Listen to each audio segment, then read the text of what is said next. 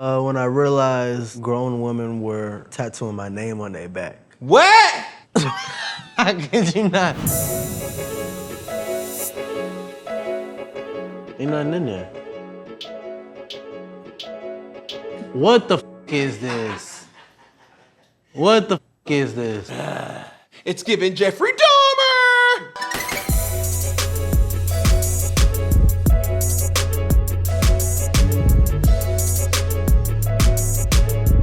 Appreciate you for tuning in this episode of Funky Friday. Make sure you like, subscribe, and share this. And if you're feeling really funky, leave a comment.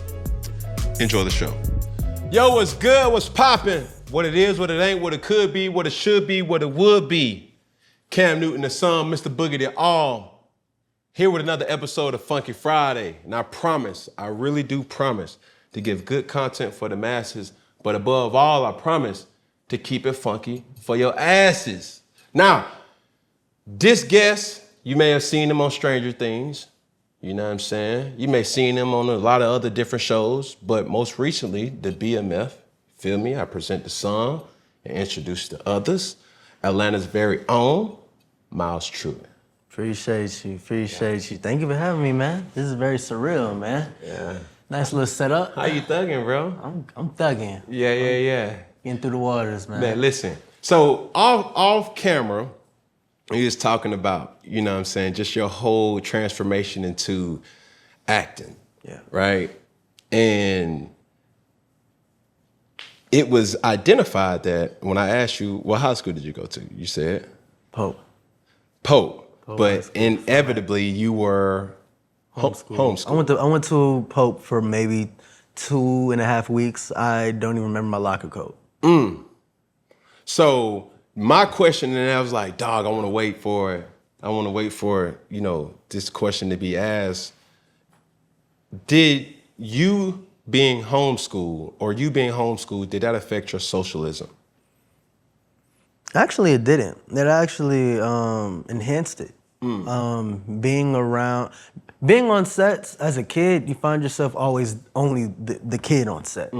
So you are forced to mature, and you're surrounded with responsibilities. Right. And I just had to learn at a young age to be more of an adult rather than just the child that I'm portraying as well. Because I would sometimes be a 15-year-old playing a 12-year-old. Right. You know? And then just coming back to Georgia, still being part of the youth ensemble program, still doing those classes, I would have kids look just like me. Right.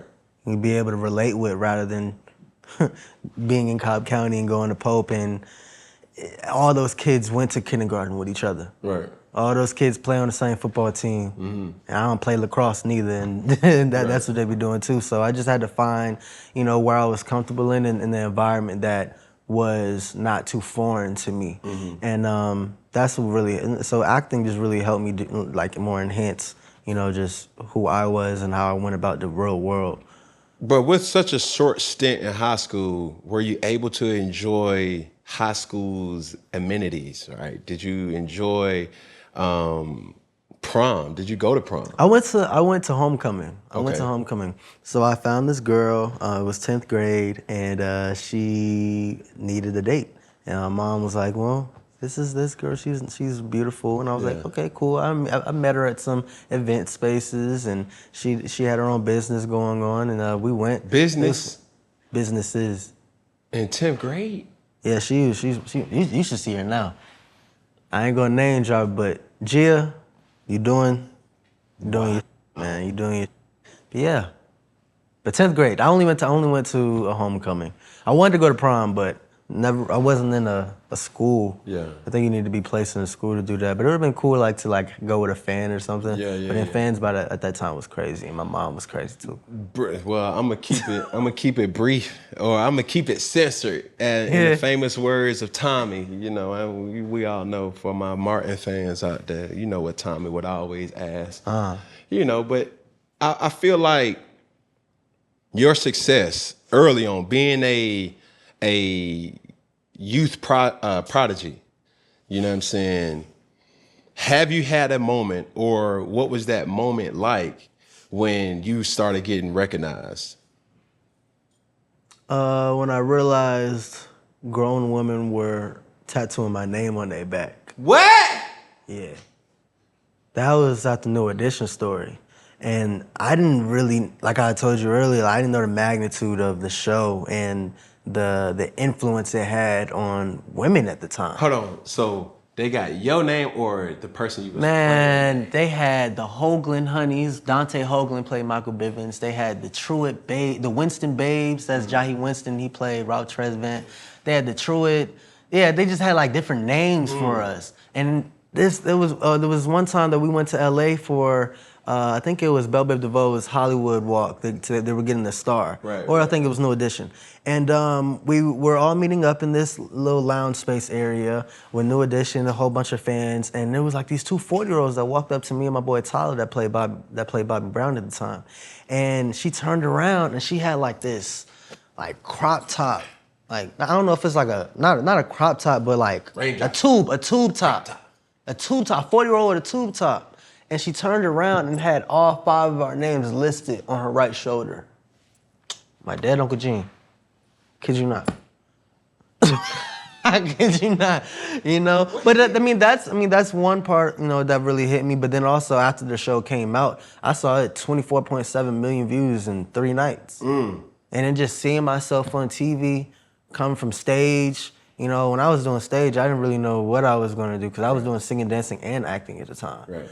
You know, so now just suppressing that just to acting and being in front of a camera, I was just going through the motions, just having fun as a kid. So you was in theater. Oh yeah. So do you see like where you are now, 21 years old, all right? Do you feel a life going back to theater? Yeah, especially with this strike, for sure. Yeah. I love theater. I've always had a heartfelt, you know, passion for it. Just being comfortable in front of large audiences and being able to just represent myself in a higher stature to what I normally do on a regular daily basis. It's fun, man. It's fun. You only get one chance on that stage. Yeah. And it's just the adrenaline rush, you know, the fact that you can just play off your, you know what I'm saying, your castmates and have improvised scenes or what have you. Yeah. It's fun, you know, acting, you always have that cut. All right, we're going here, we're going there. And it's just the way theater is structured. It's good to see. And then you see certain actors coming from theater, Viola Davis and Denzel Washington, you know, they are who they are because of what they did. Right, for sure. You know, so. So you touched on it briefly, and I kind of want to take this time to ask how it has impacted you with this Writers Guild strike, the strike as a whole, right? What's your thoughts about it? You know, being able to not know the next steps or the future or whatever, how has it impacted you? Kind of feels like COVID. Feels like that COVID time to where everybody's just stagnant and in one place and trying to find out what's their niche and what's that next. I feel like if I was 30, 31, I would have been a director already, a creative director, a writer, this, that, and the third. But I'm just touching the surface, you know? And it's just like now me being a young adult and not just a young child actor and now going through this too. Last time we went to strike was 60 years ago. Yeah. And it was for residuals, you know what I'm saying, and higher compensation of pay. And now we're going on strike now, present day, and it's for higher residual rates and not to have robots take over our jobs. You know, so that's why I go back to theater. You can't, with theater, you can't use AI. Yeah. You know, it's a certain aesthetic and realness to theater that you can grab attention from an audience and have them in that sunken place. Right. But with AI, it's like Avatar, prime example, right? No shade to white, no shade to no ethnicities, but when you look at Avatar, it was portraying indigenous people. So you only had one black character playing an indigenous person, but the whole environment of that movie was based off of Hawaii, Honolulu. Right. And you have all these, you know what I'm saying, white characters, and it's not paying homage to what is, you know what I'm saying? True but essence. But the AI flares up their nostrils, makes their ears more big, makes the, you know what I'm saying? Now they're speaking in the certain language of the, you know what I'm saying, the people that are from there. Right. It's just like, it's just taken away from just the realness, Right. you know, of certain movies that can... The purity of the art of acting. That's the main thing, man. So if I were to ask you a question, simple and plain, if Myles had to have a stance or something that everybody had to abide by coming out of this strike, what would it be? Stay true to yourself, because this industry can change you, especially like the film industry.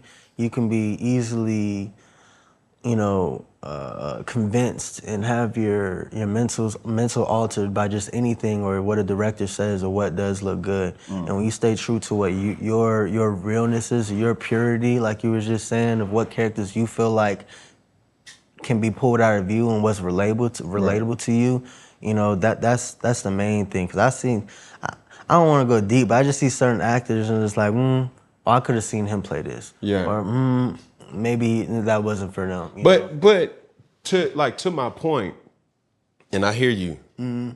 Maybe I didn't understand the But coming from the strike, fully. right? If Yeah. somebody or like a representative from the strike came to you and said, all right, what would you want to see come from this, that you have a stance to say, I want the actors or the writers to get paid more, like, or I want this to always be a law coming out of it. Okay. Transportation, I feel like that should be back. Meaning what? As far as to set and from set. After COVID, we had to get ourselves 12 to 14 hour days, and we had to drive to set, and then we had to drive home. What? Oh yeah.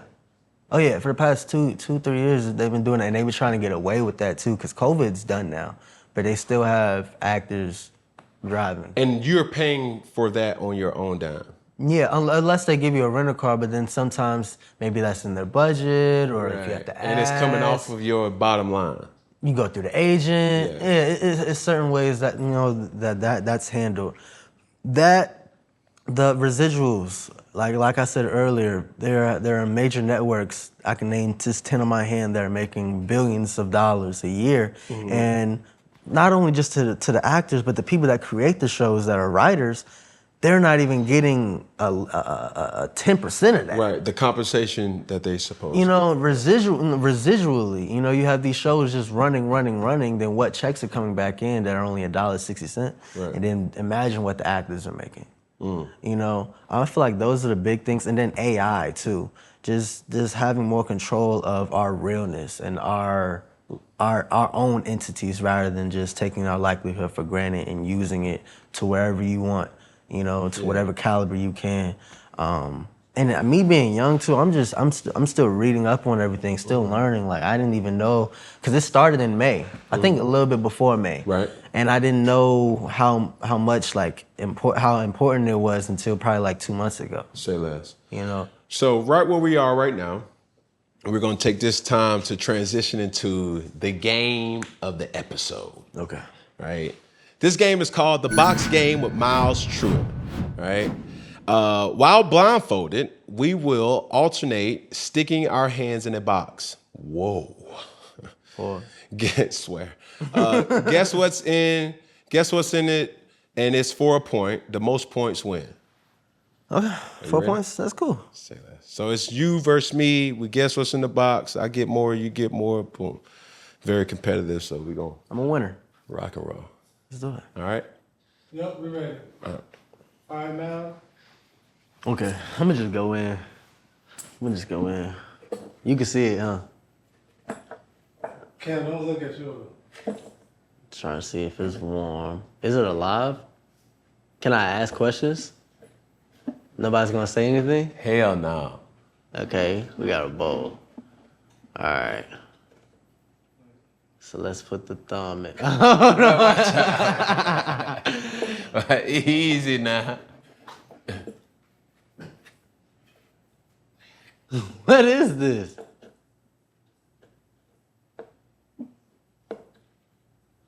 Watermelon? Is it a fruit? Watermelon is crazy. Banana. That's final answer? Why is it grainy on the bottom of it? It's a fruit. Full answer? Final answer?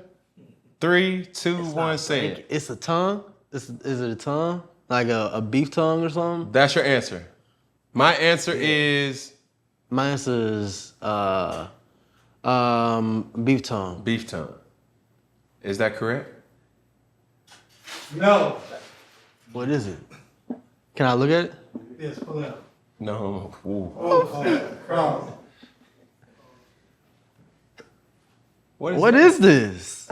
Oh, that's a candy yam. That's a potato. Sweet potato? Sweet potato. Why you had to put the pepper on it to make it? All set. Woo, woo, woo, woo. It's on me now? All right. I don't even know what that is.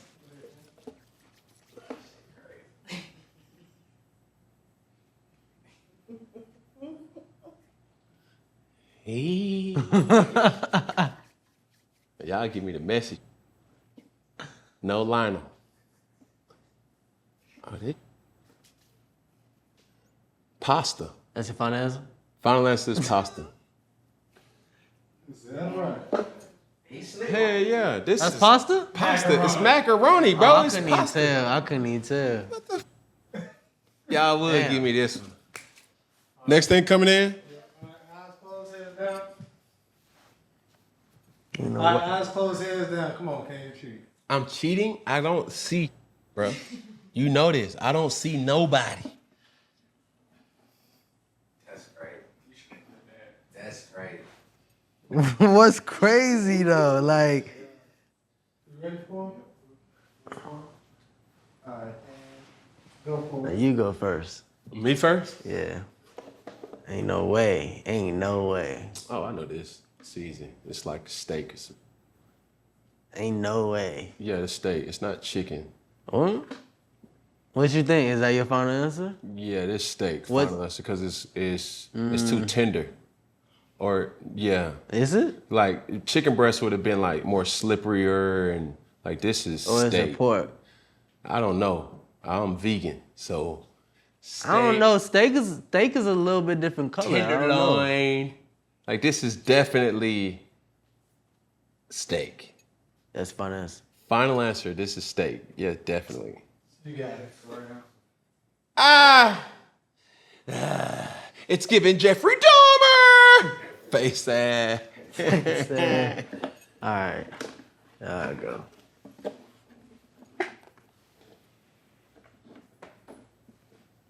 Ain't nothing in there. All right, keep moving around the bowl.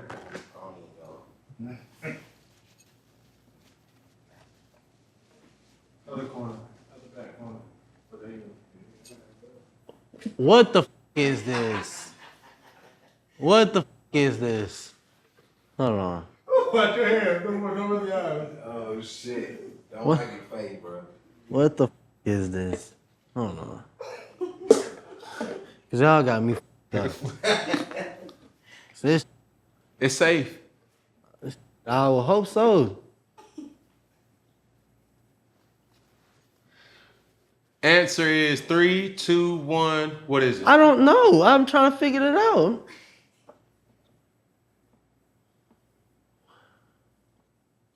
Ain't no clues. It's not. Help me out. I'm trying to pick it up. Is this alive? Is this a bug?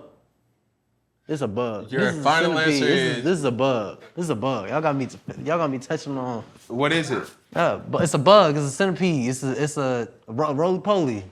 Something. It's something. There's a name for it. That's a word. It's a caterpillar. It's a caterpillar. It's a mealworm. I knew it. I used to play with them back in my day. The mealworms. Yeah. Ain't that what you use to fish? Nah, they got legs though, right? Yeah. See, yeah, they got legs. Let me see. Next one. They Yeah. were alive, but they died. I felt some legs. That's crazy. Y'all, wow. 2, 1. Eyes open, hands up. Myles first. Oh yeah, that's dead. You definitely not getting that. Why? Is it because it's his like show that like y'all Call it what you want, bro. Like, well, I done been look. It's Like, a competitor, bro. Like, okay. What is this?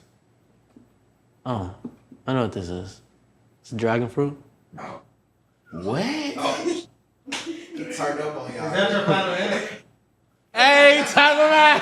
Hey, time! Hey, time! Yeah! I ain't never seen no dragon fruit. He turned up on y'all. I ain't know what Turned that up. was. It's Yeah. on me.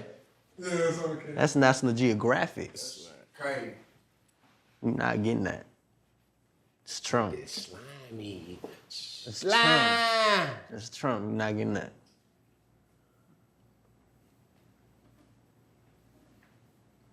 Oh, I know what this is. What is it? It feels like a mango, Ooh. but this is an aloe branch.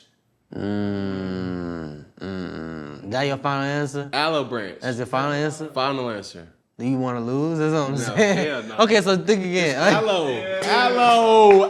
me. Mango? Let me see. Feel like mango, right? Oh yeah, if you like from right here. All right, I'll tell you something. Shoot, because if she got this texture, my boy, I wasn't gonna say nothing. boy, listen here, boy, she a keeper. I wasn't gonna say nothing. Slime. Boy, I swear, son, let me tell you something, boy. If you ever run across somebody, bruh, and she opened her knees, and what she got between that and this, let me stop. Y'all, boy, look, boy, yes, sir. Boy, yes, sir, boy. Boy, yo. All right. Yes, sir. Did you have a touchdown dance? Definitely. It was just like a gesture. Oh no! Come on now. You know, you got to I remember. wig it every now and then, but it was like the signature. You feel me? Where'd it come from? Man, my touchdown dance came crazy enough when I was in junior college. And a shout out to my dog, Chad Fortnick. We would have to go to study hall, and we had to have 8 hours of study hall each week. But in JUCO, like, my was pretty much done with all my credits that I already had. JUCO. So hell yeah. You was So playing JUCO for? I went from Florida to JUCO, then to Auburn. Okay. Oh, got you. Okay, cool. Because they didn't have that transfer portal, or that you couldn't just like, I would have had to sit out a year. Like, if I would have went from Florida to Florida State, I would have had to sit out a year. So I was like, I'm not gonna sit out. I might as well just Play a year. play. You know what I mean? And during study hall time, when we get done with our work, we have to mandatory have this hours allocated, and we would go on YouTube and just boom, like look at touchdown celebrations. And in practice, we would just do that. And I remember Reggie Bush, you know, he obviously an iconic player. Yeah. And when he was at USC, he kind of did like that. And then in practice, I did it. Boom. And then Chad was like, yo, bro, like, think about it. If that's Superman and Superman was Clark Kent, and Clark Kent wore a shirt, he doesn't rip his shirt off like this. He rips his shirt off like through the buttons, and then boom. So boom. That's how it just. Real simplistic. I like it. You feel me? Yeah. So boom, like, as we get back into it, like, my question is, having success or like iconic shows, so to speak, Stranger Things, The New Edition, amongst other, you know, things in your discography of work, BMF, like, have you seen the difference in crowds or followings? You know what I'm saying? Like, Definitely in like influence for sure. which one is more like you get noticed the most? It depends where I'm at. Shoot, if I'm in Louisiana or if I'm like You was near at Queen Alabama- Sugar too, huh? Right. I was gonna say Queen Yeah. Sugar. Cause like if I'm in Louisiana, Queen Sugar. I lived on St. Charles Street for 2 years.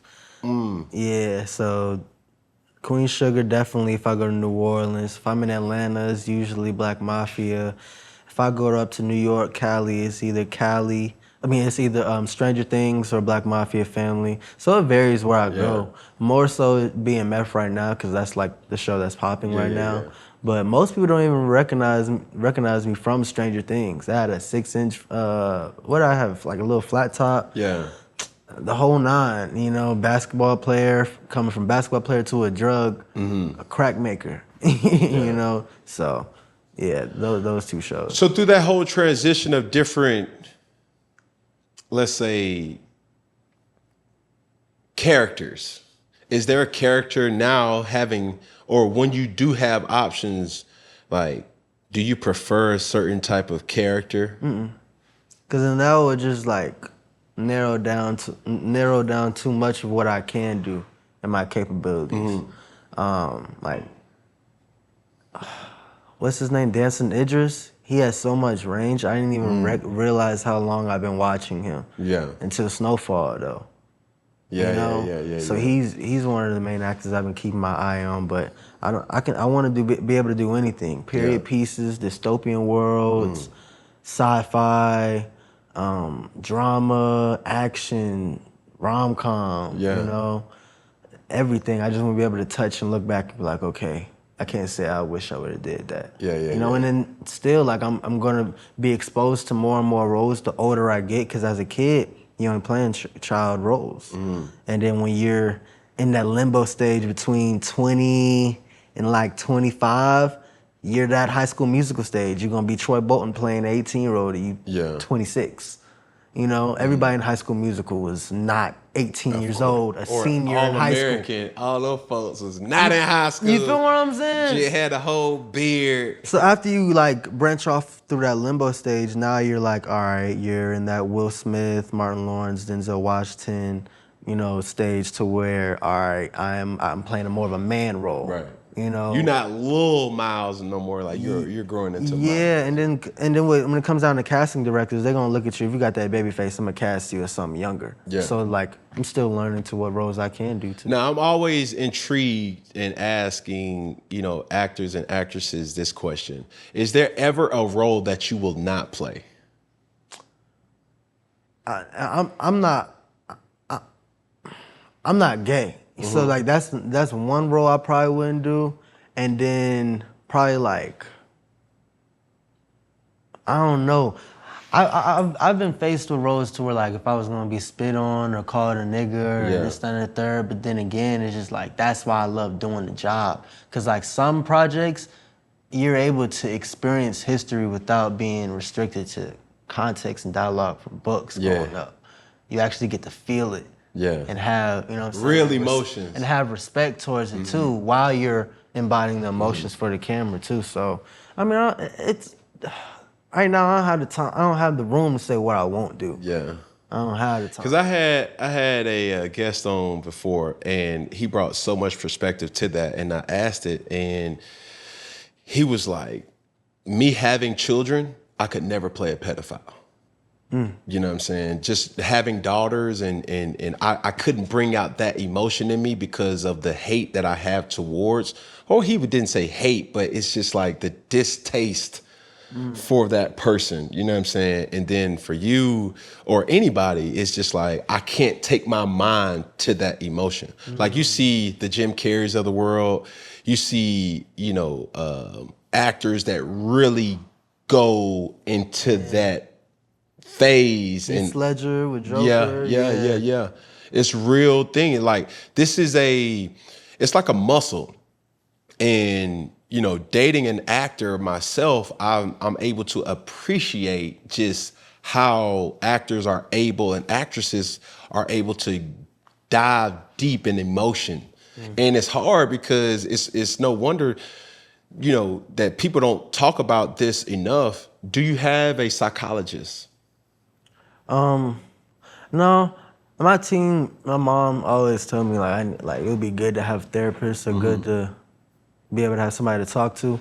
Throughout when I do film though, especially portraying B. Mickey and going back and forth from Stranger Things. So I was from Stranger Things and BMF at the same time. Wow. So I was being two characters in 1 week. 3 days BMF, two days as Patrick from Stranger Things. And I just had to take time out of my day to be able to reflect about what I haven't done and what I am doing. An hour out of my day every day. If it was in my trailer, if it was in my car, if it was in my hair and makeup chair. Just me sitting, if I had to have my earphones in, but it was just away from people, external, you know what I'm saying, things that would just alter my motives and ground myself. I'm Myles Truitt. Yeah. Okay, I'm not B. Mickey, I'm not Patrick. I have brothers. Danielle Jackson's my mom. You know, I know where I'm from. Because you can lose yourself in characters. Oh, like, for sure. I would have never known that I would have imagined that I would have known how to take a gun apart and put it back together again. But like, how do you come down? You know, like you hinted toward it, but like coming from many different ranges of tapping into this side of you, or not even this being you, going into somebody else's world and doing the research and saying, okay, he was like this. Okay, he wore his hair like that. Okay, cool. He walked like this. He talked like this. This was his type of bravado. Like, how do you come back to Myles? Sometimes you can't get away from it until you're done filming, like entirely, because it's like 3 to 4 months, 12, 14-hour days. You only get 8 to 7 hours to go home and go to sleep or be yourself.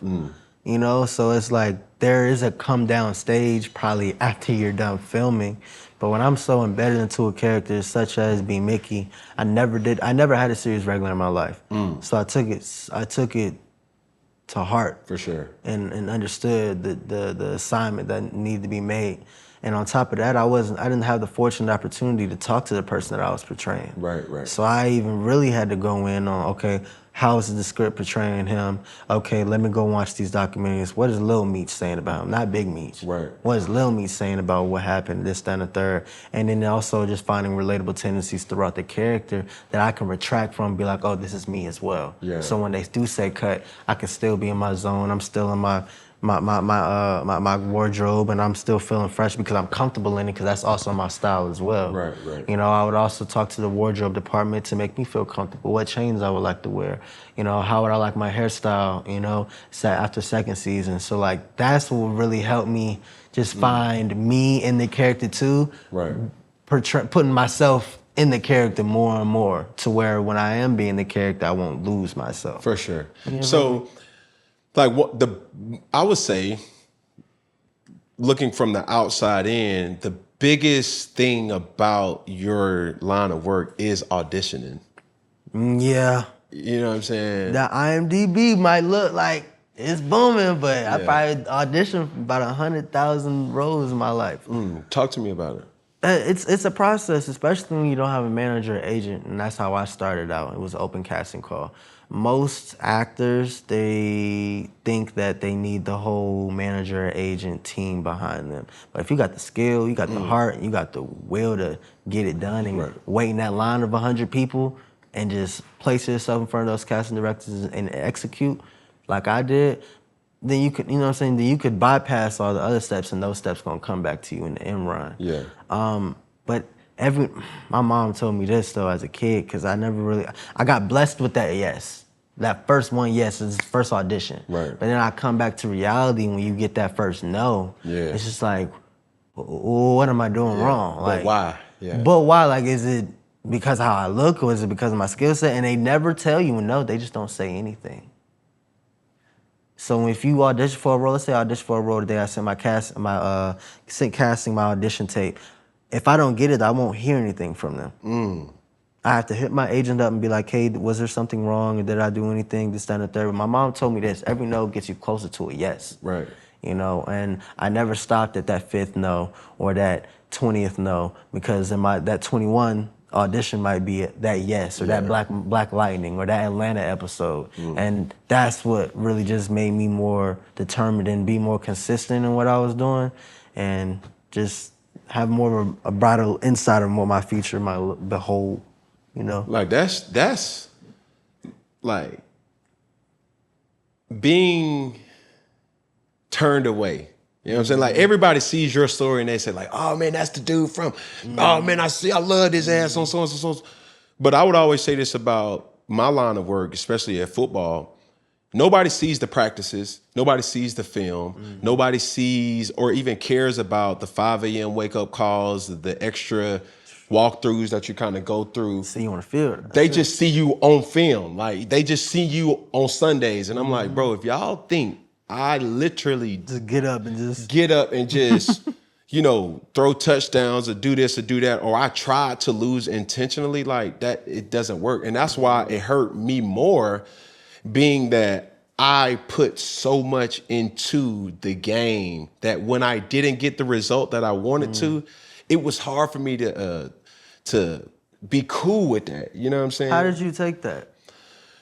Well, like really, what really happened? Like, really, you know what I'm saying? yeah. Like, the more that I matured, right, I realized that the sport that I played, it was more determining factors in it than I gave credit for, right? I look at a situation like Tom Brady. He's the greatest quarterback of all time, right? But what if Adam Vinatieri would have missed those field goals?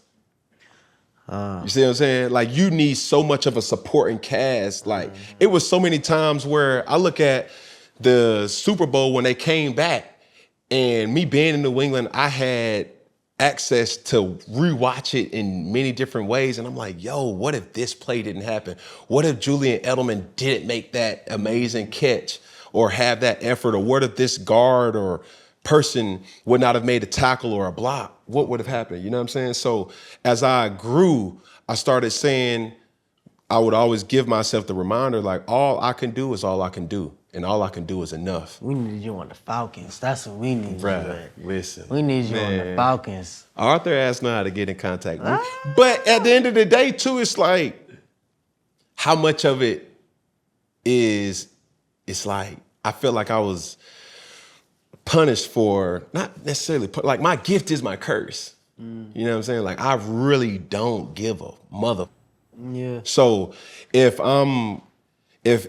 that's what makes me, and a person may say, man, humble yourself, man, you know, take this role, take that role. I'm like, what made me great, what got me to the top was this attitude. And I'll be damned if I lose that along the process, you know what I'm saying? Because, yeah, would you apply for a specific role and you think that this role is for me? There's been many times in my life where I just felt like, bro, it's a given, like, and rejection was what I got. But I don't not have self-confidence in myself, because I look at it like this. To anybody who lacks confidence, and if you don't believe in yourself, who do you expect to believe in you? It starts with you, you know what I'm saying? So the way I talk, the way I write, the way I type, the way I, you know, kind of feel like the organization can't handle that realness. I'm not for that. Yeah. I'm not for them. Yeah. I'm not for her. I'm not for my partner. You know what I'm saying? I'm not for an old boy. I'm not just, like, I protect myself from so many different individuals where these days, bro, I protect my peace at all costs. So if you reject me, it's simple. I feel like I'm not about to beg for your acceptance. I'm just not gonna do that. That's not how I was raised. That's not what my environment taught me to be. It was like, bro, be you. And the world needs you to be you, not you to be somebody else. You feel me? Like, we need Myles Truitt to be Myles Truitt. I don't need Myles to be Ludacris or Idris Elba. I don't need him to be Denzel or Jamie Foxx. Like, you need to be you. Michael B. Jordan. Like, no, like, There's only gonna be one. it's only gonna be one. There's only gonna be one. Now, he can empower you, he can impact you.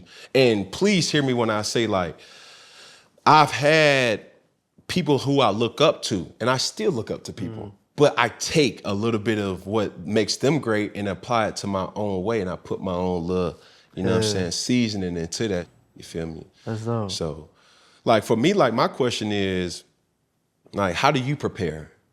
You know what I'm saying? Like, where do you go to, like, if you got a script, an audition, or when you are awarded that role, like, how do you get into a way to learn your lines, and what does that process look like? It depends on the character. Of course, with BMF, it took a little studying because all I knew about with BMF or Meech was, do you think I'm Big Meech? Larry Hoover. So I was like, okay, when I heard the Meech name come up again, I had to go documentaries, you know, read up on them, articles, why is he in jail, this, that, and the third. Then you got Stranger Things.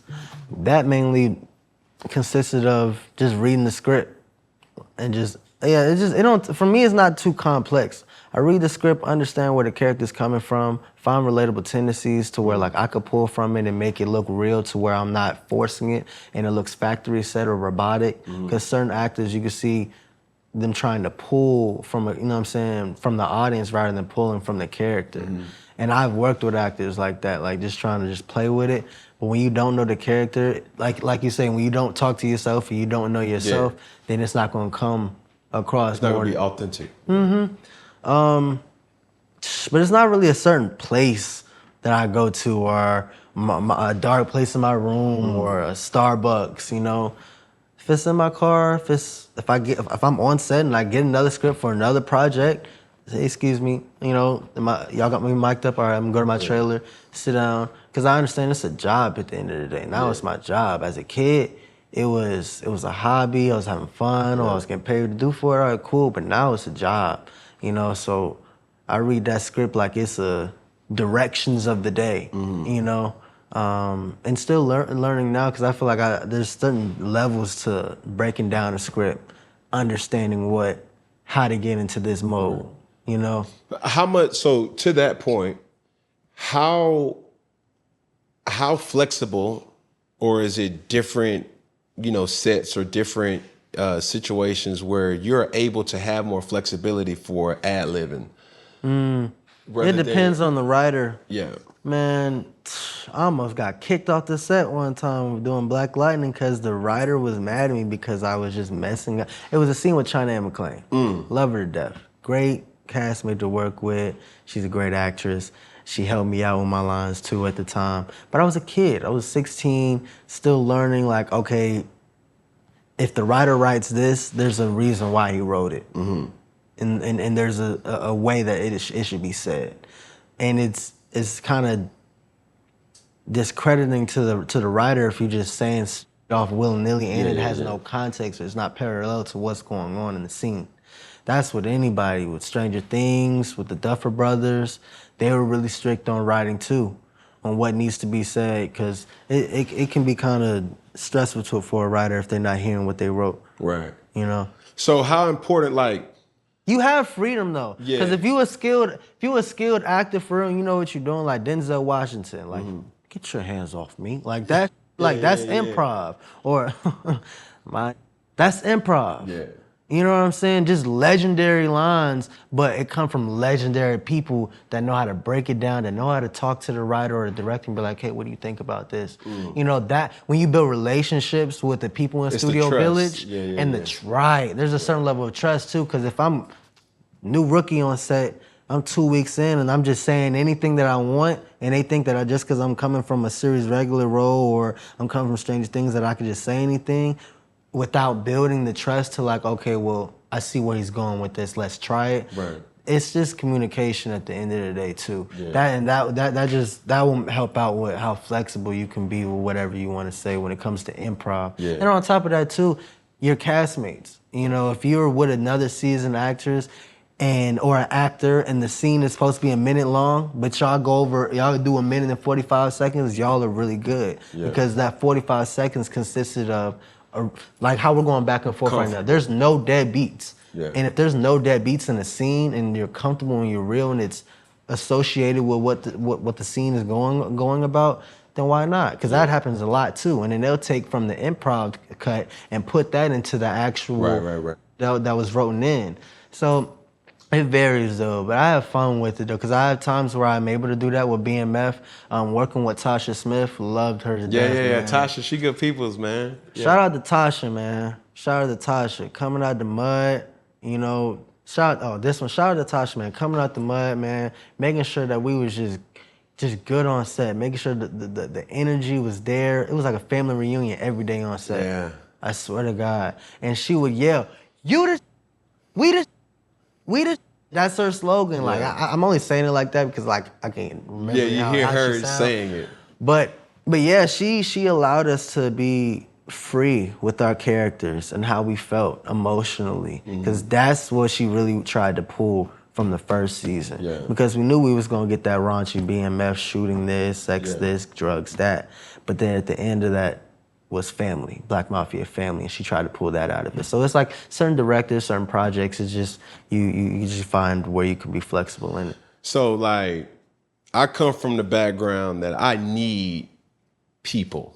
You know what I'm saying? Like I need my team to do their job. My trust or my belief that this person is going to do his job, that person's going to do his job. Now in business, she's going to do her job. I'm able to do my job better. He's able to do his job better. And you see great chemistry, you know, displayed. You feel me? When you're on set or when you're going through a specific, you know, scene or a line or whatever, the good is the magic that we see on Netflix, that we see on Showtime, what we see on the tube, right? But what's the bad in it? Like where it sounds like, nah, this ain't giving what it's supposed to give. Well, that depends too. It just depends on how many takes you got, what the scene is, you know, consisting of. If we're doing an exterior shot and it's 50 degrees outside and we in Detroit and we got to get this scene done and we got 4 people, that means it's 4 to 5 different angles. Yeah. That means each angle is probably going to be 3 to 6 to maybe 7 takes, depending on how many, you know, people, depending on how skilled the actor is, or if the mic is set up, oh, the camera died, you know, and then we got 12 to 14 hour days. You know, so that over time does a toll on you. But I try not to find the look in the bad of it. I have fun though. I be a sponge on set. Not only with being an actor, but being behind the camera. And when they say cut, sitting in Studio Village and asking for a packing headset. Yeah. And just watching the monitor, listening to the little whispers of the director and the writer and creative director, producers, and all those people, because that's something that's the next step. Yeah. That's the next level, you know? And there's certain trials and tribulations that you're gonna have to go through to get there, you know, and experience that. And why not experience it while I'm on set? You know, so I don't see too much bad about working, because I still see it as something that I genuinely enjoy doing and have a passion for. So a softball question would be this: like, what's in your crafty? Like, if something that you be like, okay, Myles, we got your man, what's a gotta have this, you know?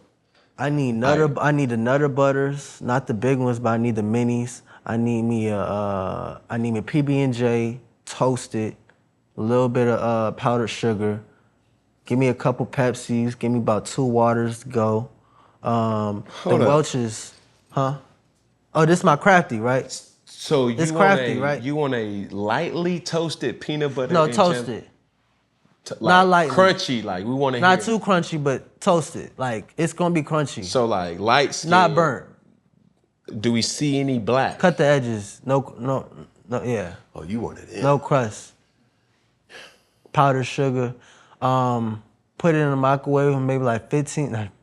About to say, golly, boy. But nah, 2 more things. I need me the blue Welch's packs, and then blue.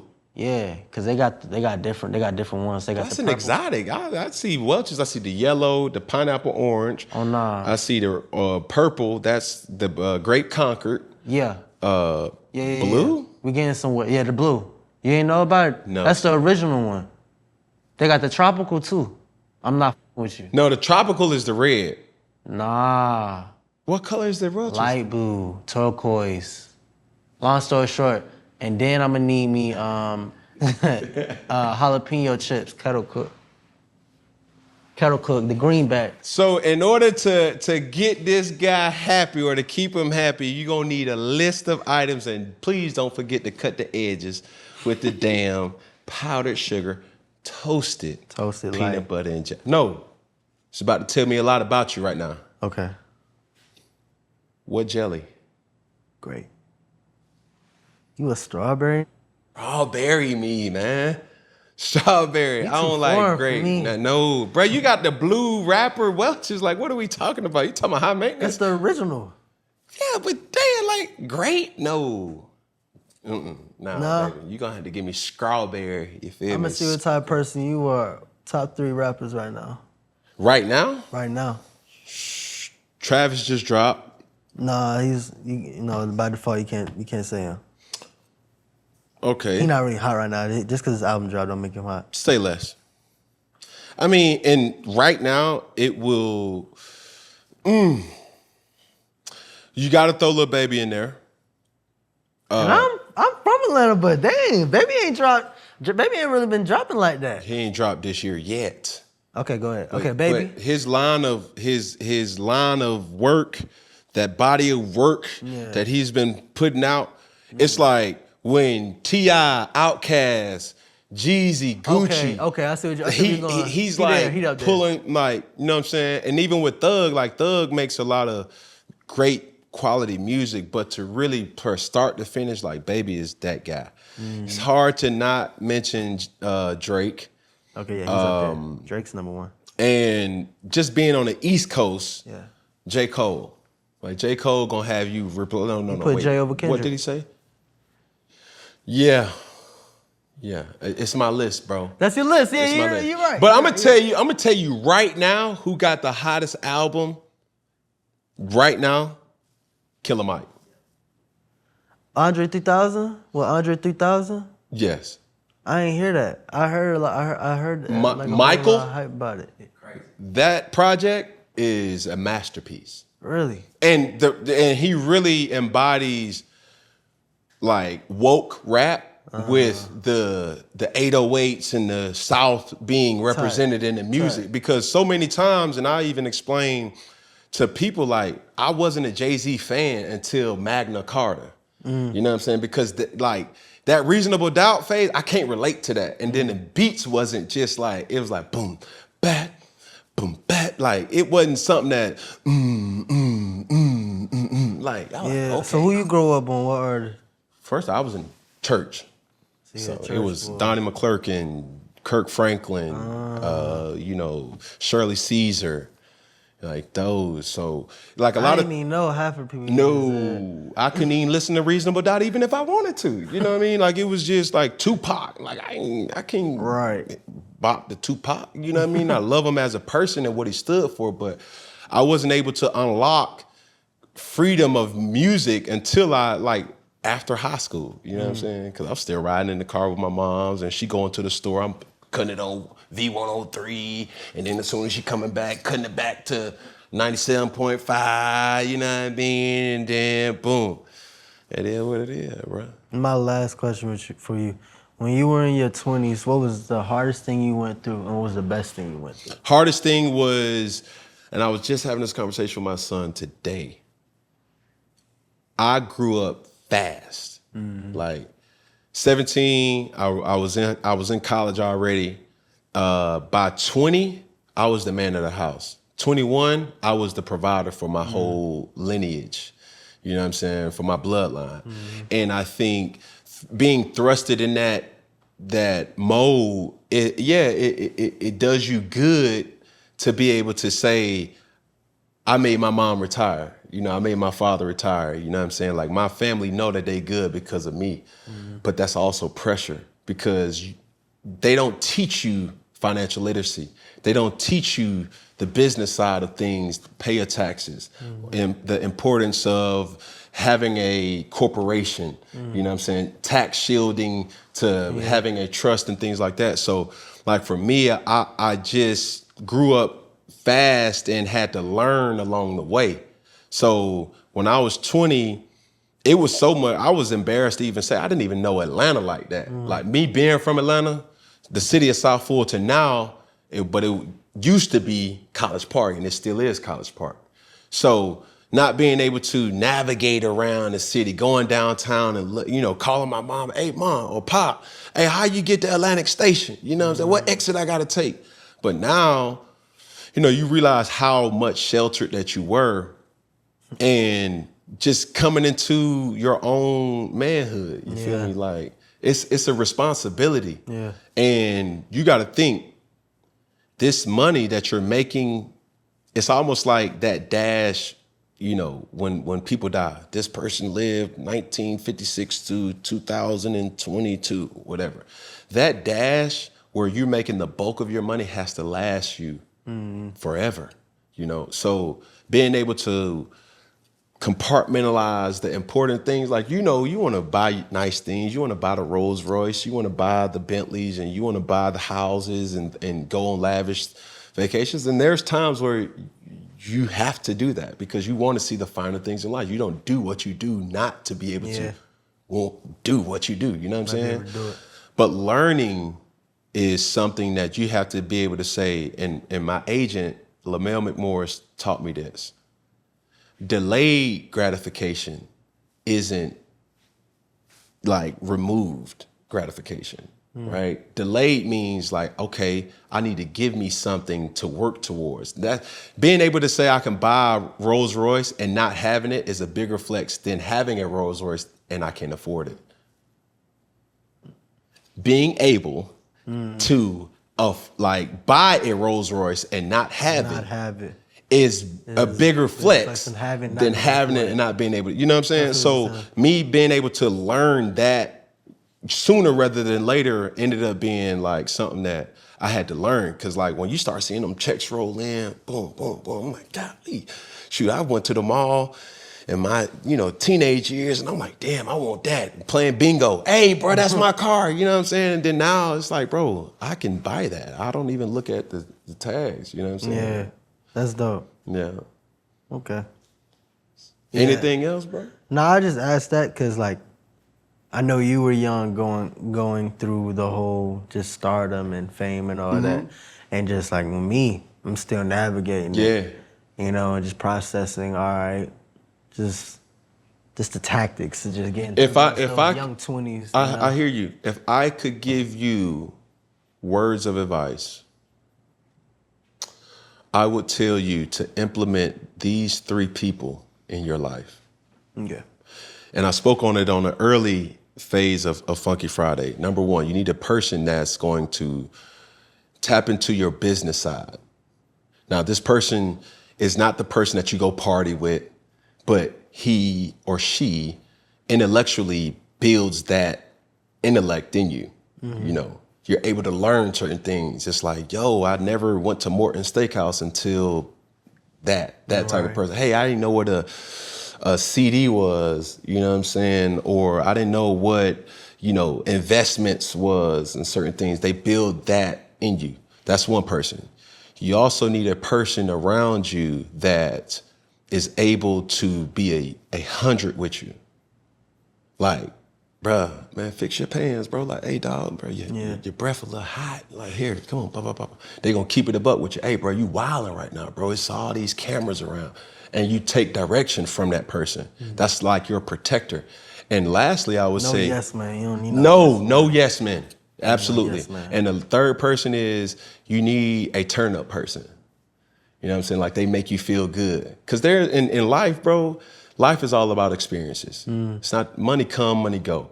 But when you just sitting down, kicking it with your family and friends and loved ones, like, I realized being able to say, bro, you remember that time when? Yeah. That's what it's all about. But too much of any of those 3, it takes fun out of it. Or it's too much fun, and then it's like you're not focused. And if you're able to find, rarely are you able to find a person that has all those 3 qualities.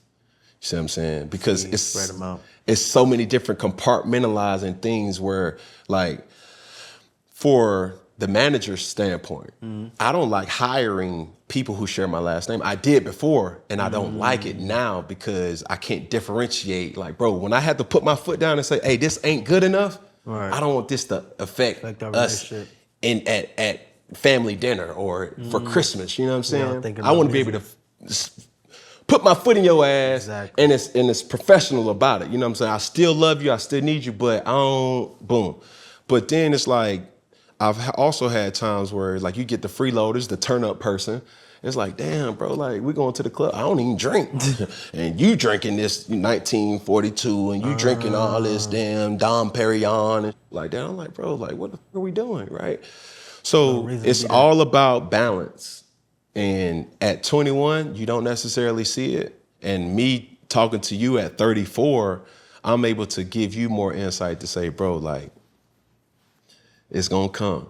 But you have to do it the right way. Me being from Atlanta and being a perfect example of making it out, I'm able to relate to more people because I ain't changed. Nothing about me has ever changed. So when I'm talking my, it's not relatable to corporate more so than relatable to the dude that's on the side saying, bro, my only way out is by selling drugs. And it's not. You could be an actor. You know what I'm saying? You can write, you know, you have vision, you have all these different things. So that's what I pretty much say. That's dope. Yeah. So as we end things here on Funky Friday, we're gonna do it in unison. We're gonna start with this camera, and then we're gonna start with that camera, then go to this camera, and then we're gonna, yes, sir. And then we're gonna finish at that camera right here. Boom, boom, boom. Yes, sir, Ski. Here we go. We got one finger. Oh, Face that. I said pinky first. You say yes, sir. Nah. He did say that, I right? did, but it was run wrong. The clip back. It was wrong. All right, let's do it. Here we go. One finger, one pinky, one thumb. Let's do it one more time. Oh my goodness. All these damn scripts rewrite like that. Let's do it. Here we go. Take 3. Here we go. One finger, one pinky, one thumb, and all together we say one love. You did? Yes, sir. Appreciate you, bro. Appreciate you, man. Easy money, man. Yeah. Appreciate you. Man. How?